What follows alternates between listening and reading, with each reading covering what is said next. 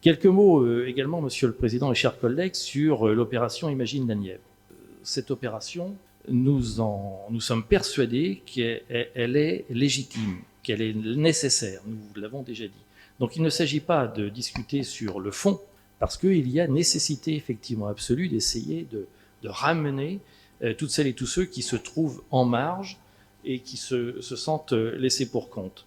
Mais sur la forme, nous vous l'avons déjà dit, nous ne comprenons pas que vous ayez engagé une somme qui nous semble exorbitante, alors qu'il y avait moyen, avec les acteurs locaux, de rassembler toutes celles et tous ceux qui sont laissés pour compte, ce qui était votre cible, à juste titre.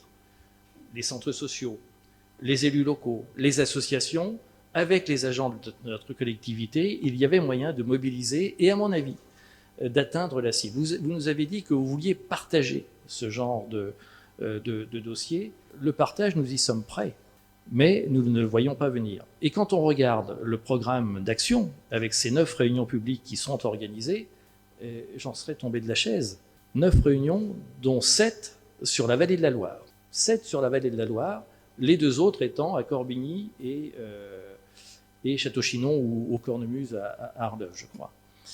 Comment voulez-vous, alors que c'est votre cœur de cible, que celles et ceux qui ne sont pas venus voter au mois de juin et qui n'ont pas fait 500 mètres ou 1 kilomètre ou 2 pour trouver un bureau de vote, feront aujourd'hui 30, 40 ou 50 kilomètres en plein hiver pour venir participer à des réunions? Les gens qui habitent sur Clemcy, dans le sud ligérien, dans le sud du Morvan ou dans le centre nivernais seraient-ils des laissés pour compte? Et pourquoi, diable?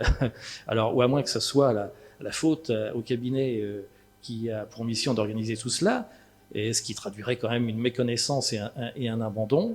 Pourquoi ces Nivernais ne sont-ils pas considérés et n'auront pas les moyens de se déplacer à une époque où le carburant ne cesse d'augmenter? Et je crains que nous restions, enfin vous restiez dans l'entre-soi. Alors bien sûr, vous vous ferez sans doute plaisir, mais les objectifs, je crains qu'ils ne soient pas atteints. Donc c'est une vraie déception, cette volonté de ne pas partager, ce qui est un comble quand on se dit représentant les forces de progrès. Pourquoi ne voulez-vous pas prendre le temps d'associer, d'écouter votre opposition déjà, qui pourrait vous faire des propositions, justement, ce qui nous battrait peut-être le dos au mur, entre guillemets, quand on nous donne la parole et qu'on nous dit comment feriez-vous, nous aurions l'obligation d'être productifs et de vous faire des propositions.